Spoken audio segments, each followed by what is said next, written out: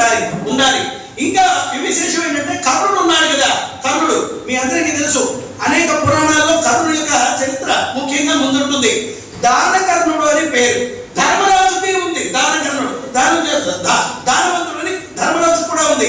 కానీ ధర్మరాజు దగ్గర దానాలు తీసుకుంటున్నారు ప్రజలు, కర్ణుడి దగ్గర దానాలు తీసుకుంటున్నారు. కానీ కర్ణుడికి మాత్రం నమస్కారాలు చేయడం లేదు. ధర్మరాజు మాత్రం ప్రతి వాళ్ళు ఎక్కడ కనిపిస్తే అక్కడ నమస్కారాలు చేస్తున్నారు. ఒక రోజున కర్ణుడు ధర్మరాజు దగ్గరికి వచ్చి, మహానుభావ నువ్వు నేను ఒకేలా దాన ధర్మాలు చేస్తున్నావు, మరి నీకేమో గౌరవిస్తున్నారు, నాకేమో మామూలు నమస్కారాలు ఏమిటిది అన్నారు.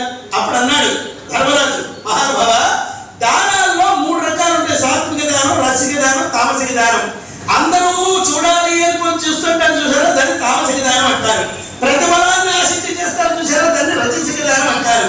మరి గుప్త దానాలు చేస్తూ ఉంటారు చూసారు, ఎవరికి కనపడకుండా, ఆ గుప్త దానాలే సాత్విక దానాలు అంటారు.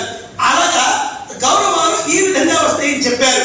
అందుకే ఆ కర్ణుడు అప్పటి నుంచి కూడా దానాల్లో ఉన్నటువంటి మహిమను ఆ రోజు ధర్మరాజు ద్వారా తెలుసుకున్నాడు. ఇలాంటి అనేక దానాలు చేస్తూ ఉన్నారు. ఈ యజ్ఞం ప్రారంభమైపోతున్నది.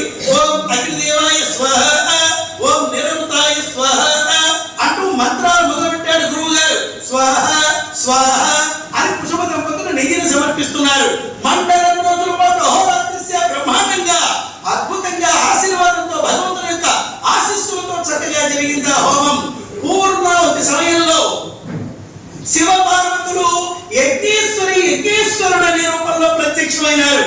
ఆ శివ పార్వతులను చూస్తూనే కుసుమ దంపతులు మహదానందపడిపోయినారు.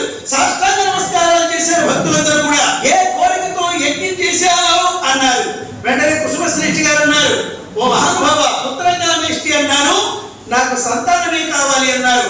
వెంటనే పరమేశ్వరుడు పార్వతి వైపు చూచాడు, ఓ పార్వతి వీరికి సంతానమే కావాలట, అనుగ్రహించుదామన్నారు. వెంటనే ఆ పరమేశ్వరుడు పార్వతి యొక్క హస్తము నుంచి ఒక పాయస భాండాన్ని తీసుకున్నారు.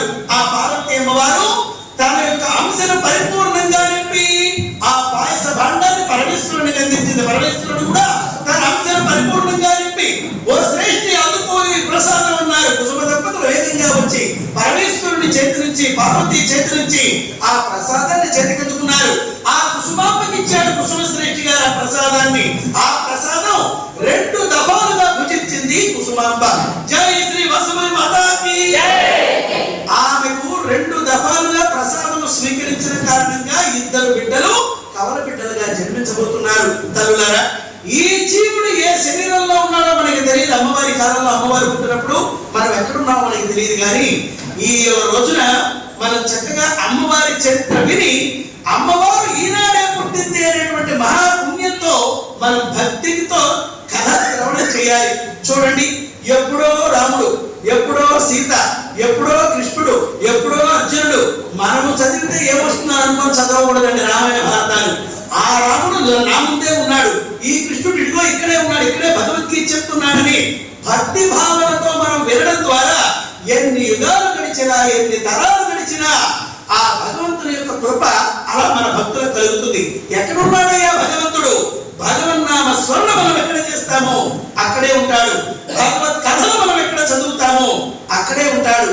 ఈ రోజున మనం అమ్మవారి జనన చరిత్ర మనం చెప్పుకుంటున్నామంటే మరి అమ్మవారు ఎక్కడ ఉంటుంది? ఇక్కడే ఉంటుంది, మన దగ్గరే, మనలోని, మీలోని, మాలోని అమ్మవారు ఇక్కడే ఉంటుందని మనం గమనించాలి. తల్లులారా, ఒక విషయం, ఆ అమ్మవారి జనన చరిత్ర వినేటప్పుడు మన మనస్సు అమ్మవారి కాలానికి వెళ్ళిపోవాలి. ఎక్కడికి వెళ్ళాలి? రామాయణం చదువుతున్నాం, మన మనస్సు రాముడి దగ్గరికి వెళ్ళిపోవాలి, రాముడి కాలానికి వెళ్ళిపోవాలి, కృష్ణుడి కాలానికి వెళ్ళిపోవాలి. అప్పుడే మనకి ఆ పుణ్య కథా శ్రవణ పుణ్యం వస్తుంది. కాబట్టి తల్లులారా, మనం పురాణము కథ 2 ఒకటి కాదండి. 2 చూడటానికి ఒకలాగానే ఉంటాయి. కథ వేరు, పురాణం వేరు. కథ అంటే ఏమిటి? ఒక నవల అనుకోండి, ఒక సీరియల్ అనుకోండి, సినిమా అనుకోండి, ఇవన్నీ కథలు. ఆ పురాణాన్ని ఎలా వినాలయ్యా అంటే ఇలాగనే వినాలి. అమ్మవారి కాలానికి మన మనస్సు వెళ్ళాలి.